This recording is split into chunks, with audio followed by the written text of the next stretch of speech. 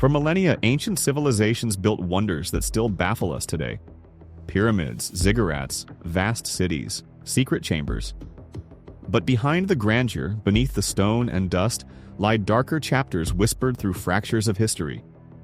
What if the greatest achievements hid horrors, conspiracies, and rituals forgotten or suppressed? The power of kings and priests often came at the cost of human lives. Some societies held secrets so taboo that they erased them from the public record. The question is, can we recover them? Because what's buried deeply often reveals the true soul of a civilization. In this video, we'll explore the darkest secrets of ancient civilizations. 9 revelations hidden behind legend and propaganda. Each one is rooted in archaeological finds, ancient texts, and the shadows of empires. No myths, no speculation, just the darkest truths we can trace. Prepare to see history's light cast long, haunting shadows. Human sacrifice as state power. One of the most chilling secrets across many ancient civilizations is how human sacrifice was not just a religious ritual, but a deliberate tool of political control. From the Aztecs to the Inca, from the Maya to the ancient Near East, dozens of civilizations institutionalized killing for divine or cosmic favor. But while many see it as spiritual, its darker dimension is how it reinforced power, fear, and social hierarchy. Take the Aztec Empire.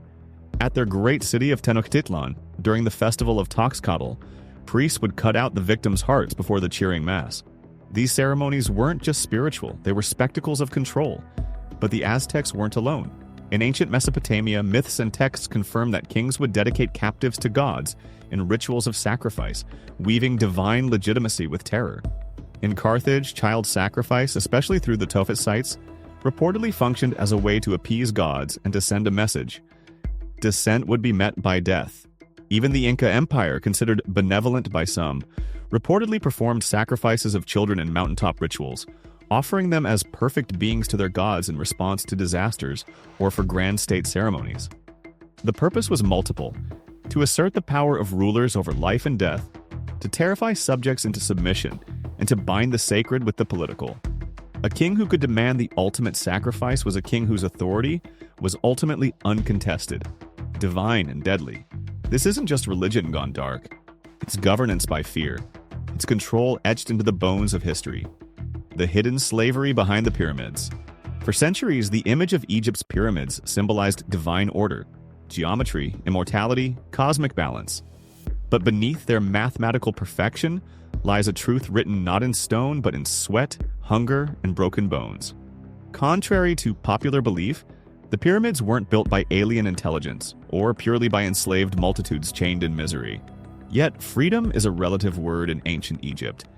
The builders, thousands of workers, were obligated laborers, bound to service through a system of taxation, debt, and hierarchy that functioned as a subtler form of slavery.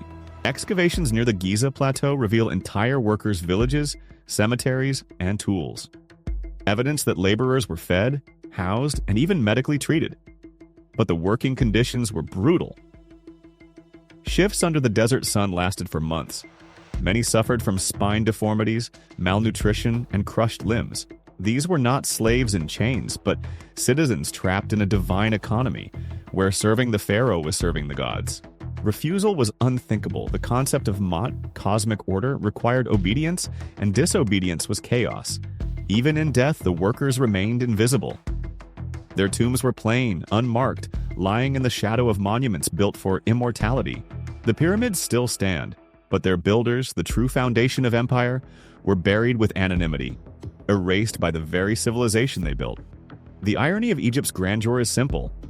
The closer a monument reached for eternity, the more human lives it consumed to get there. The oracle manipulations of ancient Greece. When we think of ancient Greece, we picture philosophy, democracy, art. But behind its rational beauty lay one of the most sophisticated systems of psychological control in history, the oracles.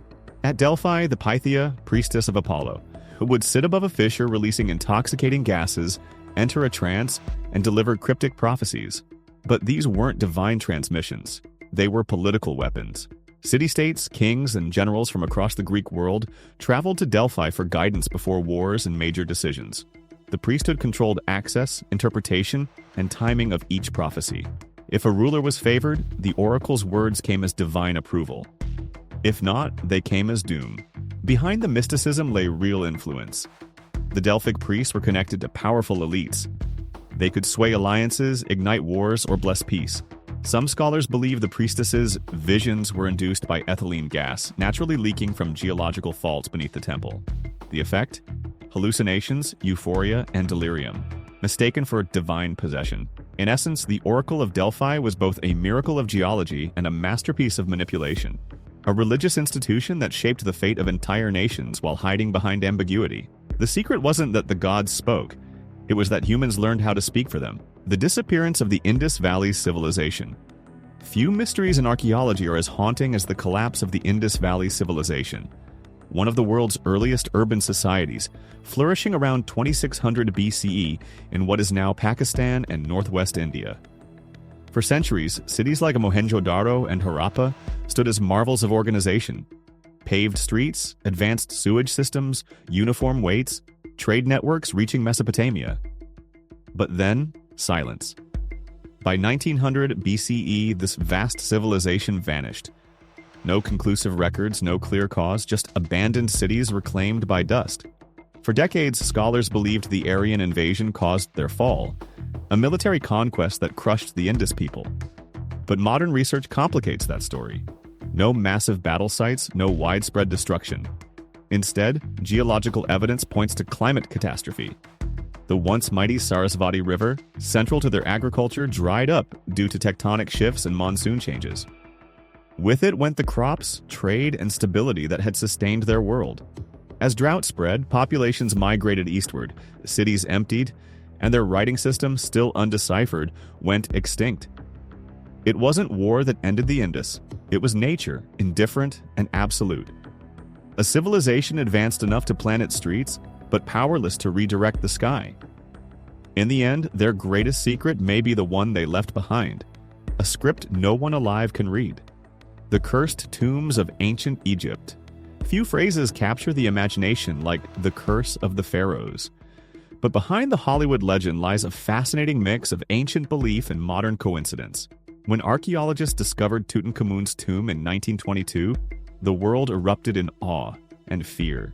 Within months, several members of Howard Carter's team reportedly died under mysterious circumstances. Blood infections, fevers, pneumonia. Newspapers called it proof of an ancient curse meant to punish those who disturbed the dead. But was it real, or just hysteria? Ancient Egyptians truly believed tombs were protected by magic. Walls were carved with warnings. Death shall come on swift wings to him who disturbs the peace of the king. The idea wasn't just superstition, it was deterrence. Grave robbing was common, and the belief in divine punishment kept tombs sacred. Modern science, however, suggests another explanation. Studies of tombs revealed traces of toxic mold and bacteria, sealed for millennia. Breathing in ancient spores in a closed chamber could easily trigger infections, respiratory failure, or allergic shock, conditions that fit the mysterious deaths reported. Still, the coincidence remains eerie. The legend of Tutankhamun's curse became a cultural phenomenon, a modern echo of ancient fear. And in a strange way, the pharaohs got exactly what they wanted: eternal protection through terror. The blood rituals of the Maya. The Maya are often remembered for their astronomy, architecture, and calendar. But beneath their intellectual brilliance lay rituals soaked in blood. Unlike the large-scale human sacrifices of the Aztecs, the Maya practiced bloodletting, an intimate and deliberate act of pain, meant to feed the gods through the body of the living. Kings, queens, and priests pierced their tongues, ears, or genitals with sharp obsidian blades or stingray spines, letting blood drip onto paper, which was then burned so the smoke could carry it to the divine realm. This wasn't self-punishment, it was a political performance. Bloodletting reaffirmed divine right, proving the ruler's physical link to the gods. Every drop was a message. I suffer, therefore I rule. But there were darker forms, too. Captives from war were sometimes sacrificed in elaborate rituals, their hearts cut out or their bodies offered in gladiatorial games before temple crowds. Such scenes were carved on stelae and temple walls, suggesting that blood wasn't just symbolic, it was the price of cosmic balance. Modern discoveries at sites like Yaxchilan and Copan show royal reliefs depicting women performing these acts, showing that even queens were not spared the ritual pain. The Mayan world believed life and death were a cycle. And to sustain it, the blood of the powerful had to flow. Their temples still stand, and so do the carvings. Quiet, elegant, and terrifying reminders of how devotion and dominance can merge in a single cut. The lost knowledge of the Library of Alexandria. Few events in history symbolize the death of knowledge like the destruction of the Library of Alexandria. Founded in the 3rd century BCE under the Ptolemies, it was the most ambitious archive of human wisdom ever created, housing hundreds of thousands of scrolls on science, philosophy, medicine, and mathematics. But what makes its story dark isn't just its destruction, it's the uncertainty around who destroyed it, and how many times. The first major blow came in 48 BCE, when Julius Caesar's ships set fire to the docks during the Alexandrian War. Flames spread to nearby buildings, possibly the library itself. Later, during the rise of Christianity and later Islam, religious zealotry targeted pagan institutions. Some accounts blame Emperor Theophilus in 391 CE for the destruction of the Serapeum, a daughter library. Still later, Caliph Omar's conquest supposedly erased what remained. Historians now believe the library didn't vanish in one catastrophic fire, but gradually, through neglect, politics, and ideological cleansing. Each generation burned what the last had preserved. The tragedy isn't just the loss of books, it's what humanity lost with them. Entire treatises on astronomy, medicine, history, and mathematics that could have accelerated progress by centuries. The ruins of Alexandria today hold no trace of it. No walls, no scrolls, no ash. Only silence. A silence that still echoes with the sound of burning parchment. The ritual cannibalism of the ancestral tribes. In the distant mountains of Papua New Guinea and the islands of the Pacific, ancient tribes practiced a custom that blurred the line between reverence and horror. Ritual cannibalism. To modern ears, it sounds monstrous. But to those societies, it was sacred. Eating the flesh of relatives wasn't about cruelty, it was about love. The belief that consuming the body allowed the spirit to remain within the family, merging the physical and the spiritual into one eternal cycle. This form of endo-cannibalism, eating the dead of one's own community, was practiced by groups like the Four People. But with time, the ritual took a darker turn. By consuming human tissue, they unknowingly spread a deadly disease called kuru, a neurodegenerative disorder similar to mad cow disease. It caused uncontrollable laughter, tremors, and finally death. A horrifying punishment delivered not by gods, but by biology. The custom eventually ended under missionary influence and medical intervention. But the story stands as one of anthropology's strangest lessons. How the purest intentions can create the darkest consequences. They believed they were keeping their loved ones close. In reality, they were eating death itself. The blood-soaked foundations of ancient Rome was built on law, discipline, and empire. But beneath its marble facades and golden eagles lay rivers of blood. Public executions weren't just punishment, they were entertainment, ritual, and politics combined. The Colosseum, the crown jewel of Roman engineering, was a theater of death. Gladiators, slaves, prisoners of war, and even wild animals fought and died for spectacle. In the early days of the empire, tens of thousands of lives were taken each year, sacrificed not to gods, but to the hunger of the crowd. But the violence served a purpose. By giving citizens blood to watch, emperors kept them loyal. The phrase panem et circenses, bread and circuses, wasn't poetry, it was policy. Feed the people, distract them with death, and they'll never look too closely at power. Roman religion too carried shadows. The Mithric Mysteries, an underground cult popular among soldiers, centered on blood rituals involving the symbolic killing of a bull. Tauroctony. Some scholars believe early Roman Christianity absorbed elements of these rites, transforming blood sacrifice into sacred metaphor. For all its glory, Rome's greatness was carved from suffering. Its order was maintained not just by legions and laws, but by the quiet acceptance that human life could always be used to serve a higher spectacle. Every ancient civilization carried two faces, one of beauty and one of darkness. For every temple, there was a tomb. For every discovery, a sacrifice. History tends to polish what came before us, to turn horror into heritage and cruelty into culture. But beneath the stone, the art, the legend, the truth is raw. Civilization was never born from light alone. It was forged in shadow. If you want to keep exploring the dark side of history, the secrets, the rituals, the truths buried beneath time, subscribe, and you'll never look at the world the same way again.